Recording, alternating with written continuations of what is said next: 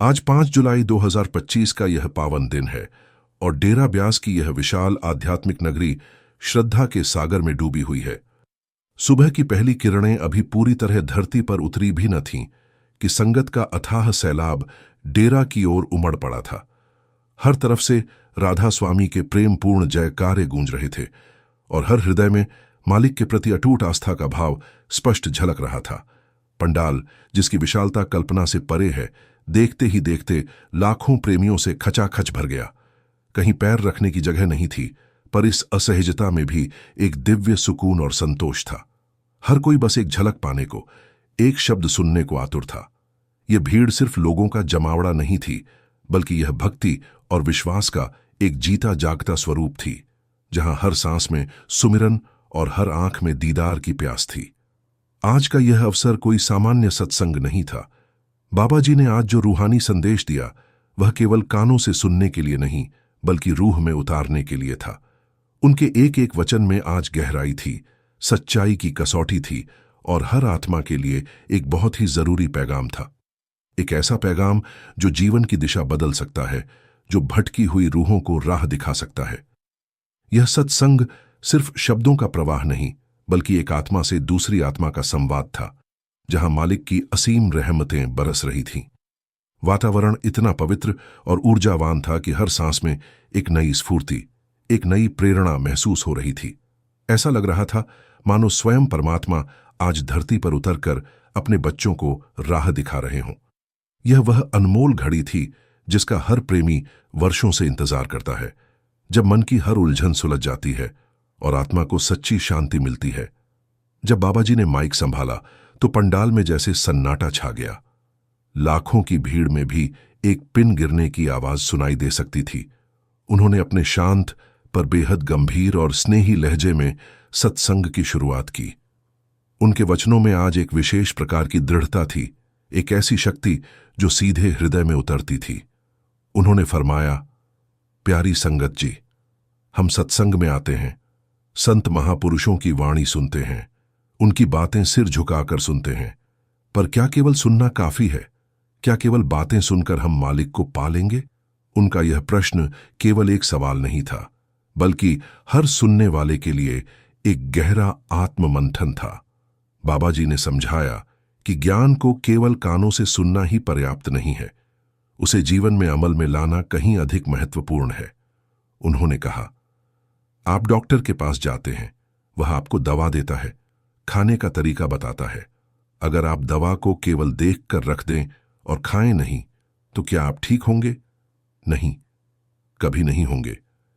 इसी तरह संत महापुरुष हमें जो रास्ता बताते हैं, जो नाम और सुमिरन का तरीका सिखाते हैं, उसे हमें अपने जीवन में उतारना होगा।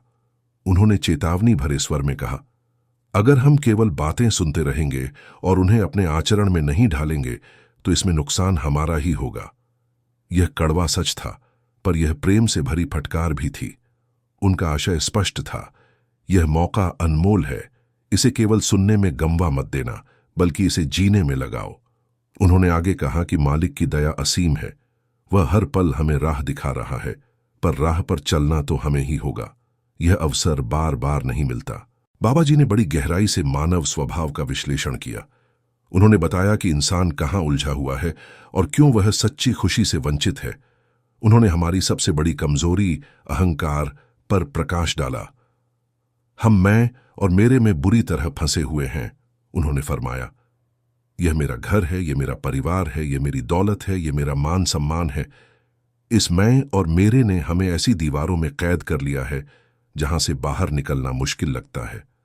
हम भूल जाते हैं कि इस संसार में कुछ भी स्थायी नहीं है और हमारा असली घर कहीं और है। उन्होंने समझाया कि हमारा मोह दुनियावी चीजों में इतना गहरा है कि हम यह पहचान ही नहीं पाते कि असली और नकली क्या है। हम वही चीजें संजोते रहते हैं जो हमारे साथ नहीं जाएंगी। बाबा जी ने कहा, सोचिए, आपने एक आलीशान महल बनाया, उसे सजाया, हर एक चीज अपनी पसंद की रखी, पर क्या वह महल, वह दौलत आपके साथ जाएगी जब आप इस दुनिया से विदा होंगे? नहीं, कुछ भी नहीं जाएगा। फिर भी हम सारी जिंदगी उसी मिट्टी और माया को इकट्ठा करने में लगा देते हैं, जिसके अंत में हमें खाली हाथ ही लौटना है।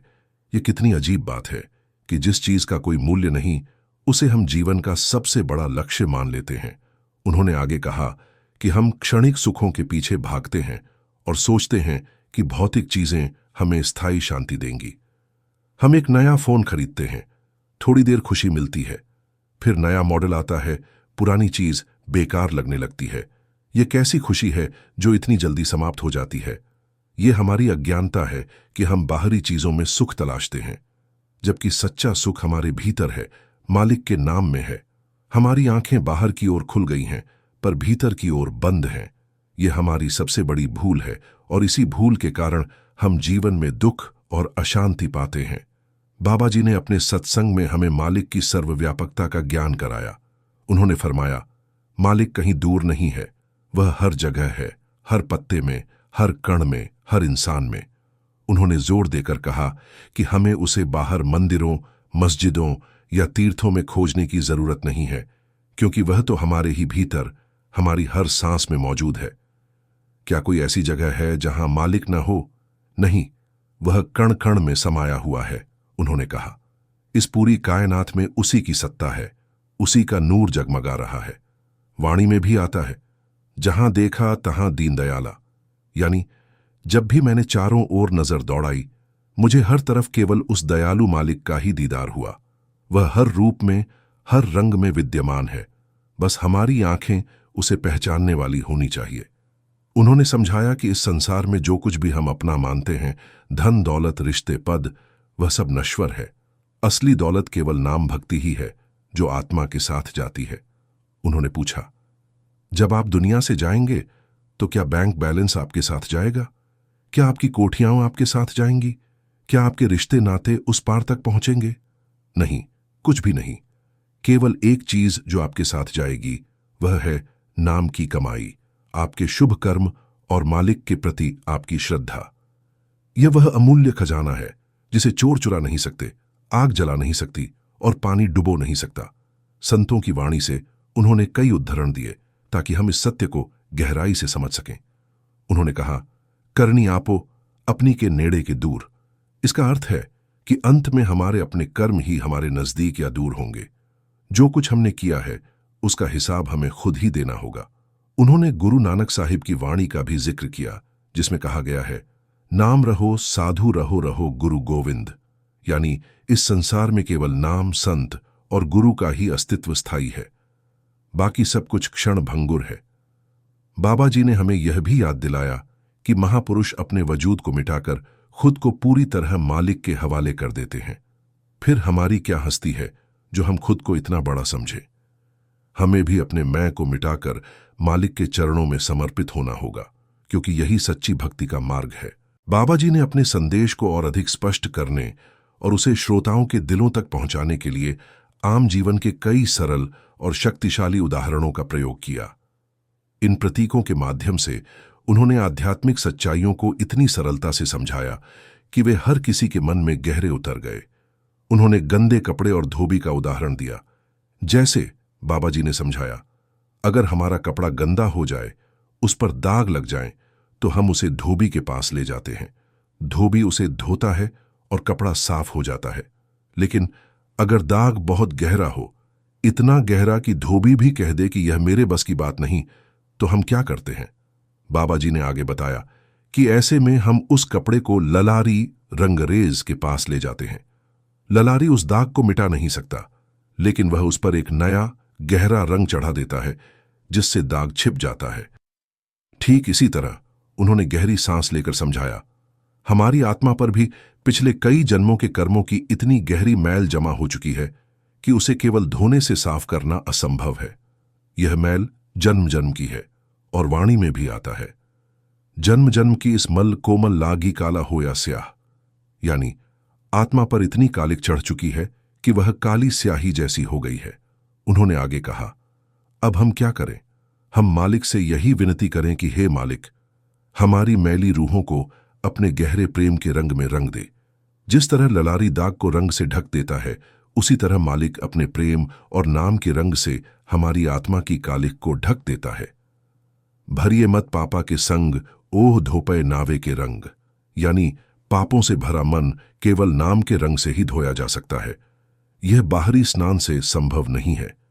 क्या सिर्फ बाहर नहाने से हम पवित्र हो जाएंगे? नहीं। जब तक हम भीतर नाम को नहीं बसाएंगे, उसकी भक्ति नहीं करेंगे, तब तक यह मैल साफ नहीं हो सकती। दूसरा उदाहरण उन्होंने छोटे बच्चे और खिलौने का दिया। जैसे माता पिता कहीं जाना चाहते हैं और उनका छोटा बच्चा जिद करने लगता है, बाबा जी ने मुस्कुराते हुए समझाया, वह बच्चा क्या मांगेगा, या तो चॉकलेट या खिलौना। उसका दायरा छोटा होता है, उसकी समझ सीमित होती है। बाबा जी ने फिर पूछा, तो सवाल यह है कि हम मालिक से क्या मांग रहे हैं?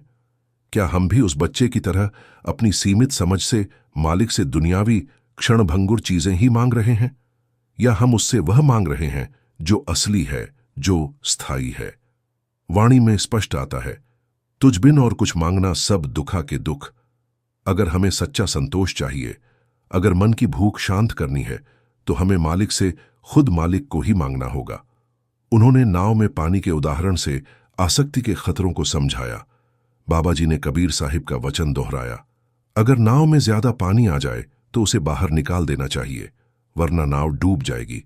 ठीक इसी तरह उन्होंने कहा, अगर हमारे जीवन में जरूरत से ज्यादा धन दौलत या दुनियावी मोह जमा हो जाए तो उसे भी बांटना सीखो, उसे अपने से अलग करना सीखो, नहीं तो वही चीज हमें बर्बाद कर देगी। उन्होंने बताया कि जानवर भी हमसे बेहतर हैं, वे केवल जरूरत भर का खाते हैं और उसी में संतुष्ट रहते हैं, पर हम इंसान अपनी आने वाली 7 पीढ़ियों के लिए जोड़ने में लगे रहते हैं, जबकि हमें मालिक पर भी यकीन नहीं है कि वह हमारी जरूरतें पूरी करेगा। यह अति संग्रह की प्रवृत्ति ही हमारे दुखों का कारण है। इन प्रतीकों और उदाहरणों के माध्यम से बाबा जी ने आध्यात्मिक सच्चाइयों को इतनी सरलता से प्रस्तुत किया कि वे हर सुनने वाले के हृदय में गहरे उतर गईं और उन्हें अपने जीवन के प्रति एक नई दृष्टि मिली। बाबा जी ने अपने सत्संग का एक बड़ा हिस्सा नाम और भजन सिमरन के अतुलनीय महत्व को समर्पित किया। उन्होंने समझाया कि नाम कोई साधारण शब्द नहीं है, बल्कि यह एक दिव्य और रचनात्मक शक्ति है। यह नाम ही है जिससे सारी सृष्टि उपजी है, जिससे यह ब्रह्मांड बना है। उन्होंने दृढ़ता से कहा, बिना नाम के कुछ भी टिका नहीं है। जो कुछ आप देख रहे हैं, अनुभव कर रहे हैं, वह सब नाम की ही शक्ति से चल रहा है। नाम वह मूलभूत ऊर्जा है जो जीवन के हर कण में स्पंदित हो रही है।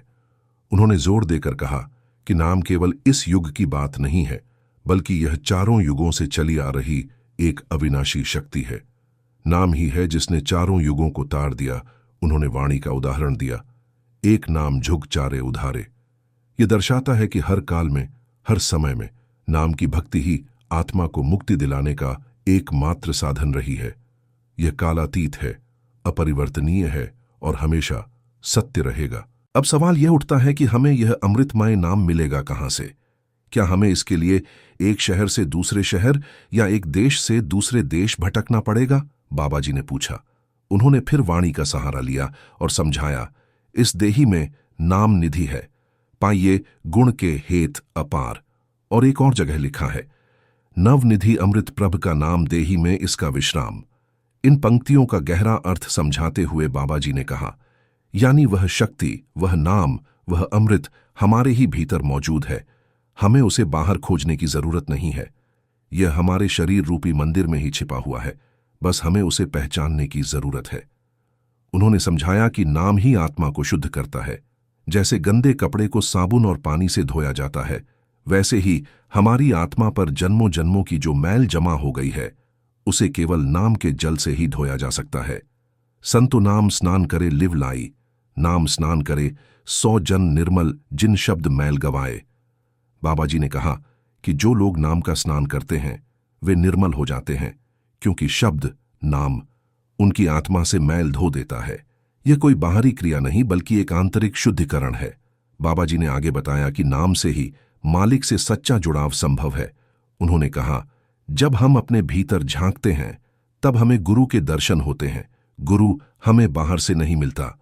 गुरु का मकसद हमें केवल यह समझाना है कि हम अपनी सोच को एकाग्र कर सकें और अपना ध्यान अंदर जोड़ सकें।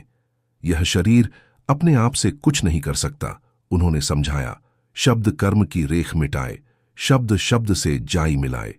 यह शक्ति केवल शब्द के भीतर है, और यही शब्द हमें उस मालिक से जोड़ता है जिससे हम बिछड़ गए हैं। नाम की कमाई ही वह पुल है जो हमें इस संसार सागर से पार उतारकर मालिक के चरणों तक पहुंचाती है। बिना नाम के कोई भी आत्मा तर नहीं सकती। बाबा जी ने अपने सत्संग में इस बात पर विशेष जोर दिया कि केवल बाहरी कर्मकांड या धार्मिक बनावट से हमें सच्चा मोक्ष नहीं मिल सकता। उन्होंने स्पष्ट रूप से कहा कि असली रास्ता भीतरी साधना का है और ध्यान को अंदर लगाने की जरूरत है। हम इंसान अक्सर आसान रास्ता ढूंढते हैं, बाबा जी ने समझाया। हम सोचते हैं कि अगर हम किसी धार्मिक स्थल पर जाकर माथा टेक दें, कुछ चढ़ावा चढ़ा दें या कुछ रस्में निभा लें तो सब कुछ ठीक हो जाएगा। उन्होंने पूछा, क्या सिर्फ बाहर नहाने से हम पवित्र हो जाएंगे? नहीं, जब तक हम भीतर नाम को नहीं बसाएंगे, उसकी भक्ति नहीं करेंगे, तब तक यह मैल साफ नहीं हो सकती। उनका इशारा उन लोगों की ओर था जो तीर्थों पर डुबकी लगाते हैं, धार्मिक अनुष्ठान करते हैं, पर अपने मन को शुद्ध करने का प्रयास नहीं करते। बाबा जी ने साफ शब्दों में कहा, असली तीर्थ तो नाम है, तीर्थ नावन जाऊ तीर्थ नाम है। इसका अर्थ है कि सच्चा तीर्थ बाहरी स्थानों में नहीं, बल्कि नाम के सुमिरन में है। असली ज्ञान तो शब्द के विचार में है और सच्चा तीर्थ हमारे ही भीतर है। उन्होंने समझाया कि हमारा यह शरीर ही एक सरोवर है जिसमें नाम से स्नान किया जाए तो आत्मा निर्मल हो जाती है। संतो नाम स्नान करे लिवलाई। उन्होंने हमारी प्रवृत्ति पर कटाक्ष किया कि हम खुद को धोखा देते रहते हैं। हम धर्म स्थलों पर जाकर नाक रगड़ते हैं, बाबा जी ने कहा, लेकिन मालिक हमारी हर नस नस से वाकिफ है। हम दुनिया को धोखा दे सकते हैं, खुद को भी बहला सकते हैं, लेकिन उस मालिक को धोखा देना मुमकिन नहीं है। वह हमारी हर सोच, हर इरादे को जानता है। इन बाहरी साधनों से हम बस खुद को झूठी तसल्ली दे रहे हैं। असली बात तो यह है कि हमें अपने अंदर झांक कर देखना है और अपने रास्ते को सुधारने की कोशिश करनी है। बाबा जी ने ध्यान को अंदर लगाने की जरूरत पर विशेष बल दिया। उन्होंने कहा, हमारा शरीर तो सत्संग में होता है, लेकिन हमारा मन कहीं और ही भटक रहा होता है। उन्होंने उदाहरण दिया कि जब हम 10-15 मिनट भी ध्यान नहीं लगा पाते तो 2.5 घंटे तक टिकने की बात ही क्या करें। हमारा मन आदतों का गुलाम बन चुका है। यह मन मैला अंधा है। उन्होंने वाणी का हवाला दिया, इसका कोई इलाज बाहर नहीं बल्कि अंदर है। उन्होंने फिर दोहराया, मन जीते जग जीत। जो इंसान अपने मन को जीत लेता है वही असली वीर होता है। हम बाहर की लड़ाइयों में उलझे रहते हैं, देश की, जमीन की, संपत्ति की, लेकिन असली लड़ाई तो मन के साथ है। जब तक मन को काबू में नहीं किया जाएगा तब तक कोई भी बाहरी साधन या रस्म हमें मालिक से नहीं जोड़ सकती। सच्चा योग केवल बातों से नहीं होता, बल्कि उसे करनी में उतारना पड़ता है। गली योग न हुई, यानी केवल योग की बातें करने से कुछ नहीं होगा, उसे अपने आचरण में लाना होगा। बाबा जी ने अपने सत्संग का एक महत्वपूर्ण हिस्सा संगत को आत्मनिरीक्षण के लिए प्रेरित करने में लगाया। उन्होंने श्रोताओं को ऐसे प्रश्न पूछने के लिए उकसाया जो उनके हृदय की गहराइयों को छू सकें और उन्हें अपनी आध्यात्मिक यात्रा पर ईमानदारी से विचार करने के लिए मजबूर कर सकें। सोचो संगत जी, बाबा जी ने गंभीर होकर पूछा, क्या हमने वाकई नाम की कमाई की है? यह प्रश्न सीधे हर व्यक्ति की अंतरात्मा से था। उन्होंने समझाया कि हम जीवन भर धन दौलत कमाते हैं, रिश्ते बनाते हैं, पर क्या हमने उस असली दौलत को इकट्ठा किया है जो हमारे साथ जाएगी? जब मालिक पूछेगा, बताओ क्या कमाया है, तो क्या जवाब देंगे? हम अक्सर अपनी उम्र बताते हैं, 60 साल, 65 साल, पर असली सवाल यह है कि हमने मालिक की याद में, नाम जाप में कितने साल बिताए हैं। अगर हमने नाम की कमाई नहीं की तो हमारी सारी मेहनत व्यर्थ है। उन्होंने अगला महत्वपूर्ण प्रश्न उठाया, क्या हमारी भक्ति सच्ची है? यह प्रश्न केवल बाहरी दिखावे पर नहीं, बल्कि भक्ति की गहराई और गुणवत्ता पर केंद्रित था। बाबा जी ने कहा, हम कहते हैं कि हमें मालिक मिल जाए, हमें परमार्थ चाहिए, लेकिन क्या हम सच में उस रास्ते पर चलने के लिए तैयार हैं? उन्होंने एक उदाहरण दिया, अगर मैं भूखा हूं और सिर्फ बैठकर भूख भूख चिल्लाता रहूं लेकिन रोटी न खाऊं, तो क्या मेरी भूख अपने आप मिट जाएगी? इसी तरह केवल नाम नाम कहने से या भक्ति भक्ति कहने से कुछ नहीं होगा। हमें उस नाम को अपने जीवन में उतारना होगा उसे अपनी करनी में लाना होगा। कबीर साहिब ने फरमाया था, धन धन कहे धनी जो होए, ते निर्धन रहे ना कोई। अगर सिर्फ अमीर अमीर कहने से ही कोई अमीर बन जाता तो आज इस दुनिया में कोई भी गरीब नहीं होता। बाबा जी ने संगत को सोचने के लिए प्रेरित किया कि हमारी प्राथमिकताएं क्या हैं। हम चाय बनाते हैं तो ध्यान देते हैं कि ज्यादा पत्ती न पड़ जाए, दूध पर नजर रखते हैं कि कहीं फट न जाए। घर की बीवियों को इन सब बातों का पूरा ध्यान रखना होता है। लेकिन जब बात नाम जाप की आती है तो हम कह देते हैं, मैं तो चलते फिरते नाम जप लेता हूं। बाबा जी ने साफ कहा, ये सब दिल को बहलाने की बातें हैं। ये एक तरह की झूठी तसल्ली है। असली दर्शन तो अंदर करने होते हैं। उन्होंने हमें अपनी कमजोरियों को स्वीकार करने के लिए कहा। हमें लगता है कि कोई सहारा चाहिए, हम खुद को मजबूर मानते हैं। लेकिन जब हम अपने मन को काबू में कर लेंगे तभी हमें मालिक का सच्चा सहारा मिलेगा। यह आत्मनिरीक्षण ही वह पहला कदम है जो हमें अपनी गलतियों को पहचानने और सही रास्ते पर आगे बढ़ने में मदद करता है। बाबा जी ने हमें इस बात के लिए मालिक का धन्यवाद करने को कहा कि उसने हमें विवेक की शक्ति दी है ताकि हम सही गलत को पहचान सकें और सोच समझकर अपने कदम उठा सकें। बाबा जी ने अपने सत्संग में जीवन की गहरी सच्चाइयों और उसके नाश्वरत्व पर प्रकाश डालते हुए हमें कई महत्वपूर्ण चेतावनियां दी। उन्होंने समझाया कि इस संसार की हर चीज क्षणभंगुर है और सबको एक दिन जाना है। यह एक अटल सत्य है जिसे हम अक्सर अपनी दुनियावी मोह माया में भूल जाते हैं। हम कितनी भी दौलत इकट्ठा कर लें, कितने भी आलीशान महल बना लें, पर क्या ये सब हमारे साथ जाएंगे? बाबा जी ने पूछा। जब राम और रावण जैसे महान योद्धा इस दुनिया से नहीं रहे, जिनके पास विशाल सेना और परिवार थे, तो हमारी क्या हस्ती है? वाणी में इसीलिए लिखा है, राम गयो रावण गयो जाको बहु परिवार। यह पंक्ति हमें याद दिलाती है कि कोई कितना भी शक्तिशाली या धनी क्यों न हो, मृत्यु सबको अपने आगोश में ले लेती है। उन्होंने मोह माया में फंसकर जीवन गंवाने के नुकसान पर जोर दिया। बाबा जी ने कहा कि हम अपना बहुमूल्य जीवन उन चीजों को पाने में लगा देते हैं जो अंत में हमें केवल दुख और चिंता ही देती हैं। उन्होंने अंग्रेजी की एक कहावत का उल्लेख किया, मोर पोजेशंस मोर पोजेस्ड, यानी जितना ज्यादा हम इकट्ठा करते जाते हैं उतना ही हम उन्हीं चीजों के बोझ तले दबते जाते हैं। एक नया सोफा खरीदने की चिंता, इनकम टैक्स, सेल टैक्स, बिलों का झंझट, ये सब हमें शांति की बजाय फिक्र ही देते हैं। हमारी जरूरतें तो बहुत कम हैं, 2 वक्त की रोटी, तन ढकने के लिए कपड़े और सर पर एक छत। बाकी सब हमारे मन की भूख है जो कभी नहीं मिटती। बाबा जी ने हमें ऐतिहासिक घटनाओं के उदाहरण दिए ताकि हम इस सच्चाई को और गहराई से समझ सकें। उन्होंने पार्टीशन, भारत पाकिस्तान विभाजन के दौरान के दर्दनाक अनुभवों को याद किया। हुजूर महाराज जी फरमाया करते थे कि उस द्वार में विभाजन के दौरान बड़े बड़े राजा, नवाब, कितने ही धनवान लोग सब कुछ यहीं छोड़कर रुलते हुए चले गए थे। आज भी उनका कुछ नहीं बचा। उन्होंने ऐसे राजा महाराजाओं को भी देखा जो कभी महलों में रहते थे पर बाद में सड़कों पर भीख मांगते हुए पाए गए। यह दिखाता है कि दुनियावी दौलत और पद कितना अस्थायी है। उन्होंने आगे समझाया कि जो कुछ हमारे भाग्य में लिखा है उसे कोई ताकत हमसे छीन नहीं सकती, और जो हमारी तकदीर में नहीं है वह हमें दुनिया की कोई भी ताकत नहीं दे सकती। लेकिन हमारी समस्या यह है कि हमें मालिक पर यकीन ही नहीं है। हम हमेशा कोई न कोई बहाना ढूंढते रहते हैं, जबकि मालिक को हमें कुछ देने के लिए किसी बहाने की जरूरत नहीं होती। वह हमारी जरूरतों को हमसे भी बेहतर जानता है। हमें शब्दों से नहीं बल्कि अपनी करनी से मालिक के प्रति श्रद्धा और भरोसा जताना चाहिए। बाबा जी ने हमें यह भी याद दिलाया कि इंसान की योनि एक विशेष अवस्था है। 184 जूनी सब आई, मानुष को प्रबुद्धि बड़ी आई। यह योनि केवल भोग की नहीं बल्कि कर्मों के लेखे जोखे और विवेक के प्रयोग की भी है। अगर इंसान इस महान योनि का भी लाभ नहीं उठा पाया और आखिरी सीढ़ी पर गिर गया तो फिर पता नहीं अगला जन्म ऐसी जगह हो जहां मालिक का नाम तक सुनने को न मिले। जो नर चूके सो आए जाए दुख पाए। यह एक गंभीर चेतावनी थी कि हमें इस अनमोल जीवन का सदुपयोग करना चाहिए, इससे पहले कि बहुत देर हो जाए।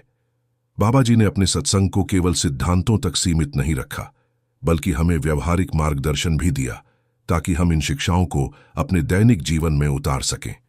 उन्होंने स्पष्ट किया कि सच्ची भक्ति केवल सुनने में नहीं बल्कि करने में है। सबसे पहले उन्होंने भजन सिमरन में नियमितता पर जोर दिया। संगत जी, हमें हर सांस के साथ मालिक का शुक्रिया अदा करना चाहिए, उन्होंने कहा, लेकिन हम बस रस्में निभाते रहते हैं।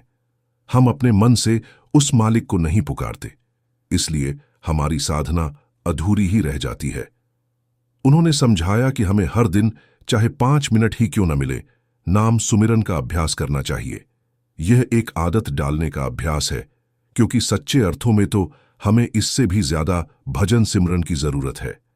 चाहे 5 मिनट हो या 2 घंटे, शुरुआत जरूरी है। यह छोटी शुरुआत ही धीरे धीरे बड़े परिवर्तन का आधार बनती है। उन्होंने भक्ति को टालना नहीं की सलाह दी। हम अक्सर बहाना बना देते हैं कि हमारे पास समय नहीं है, बाबा जी ने कहा। पर समय किसके पास आता है? हम जिन दुनियावी चीजों में उलझे हुए हैं, क्या वे हमारे साथ चलेंगी? उन्होंने समझाया कि हमें अपनी प्राथमिकताओं को समझना होगा। जो चीज हमारे साथ जानी है, उसके लिए हम समय क्यों नहीं निकालते? हम खुद को मजबूर मानते हैं। हमें लगता है कि कोई सहारा चाहिए, लेकिन जब हम अपने मन को काबू में कर लेंगे, तभी हमें मालिक का सच्चा सहारा मिलेगा। भक्ति को कल पर टालना सबसे बड़ी गलती है, क्योंकि जीवन अनिश्चित है। बाबा जी ने हमें हर सांस के साथ मालिक के प्रति आभार व्यक्त करने की प्रेरणा दी। उन्होंने कहा, मालिक ने हमें पहले ही बहुत कुछ दिया है, हम उसकी कद्र ही नहीं करते।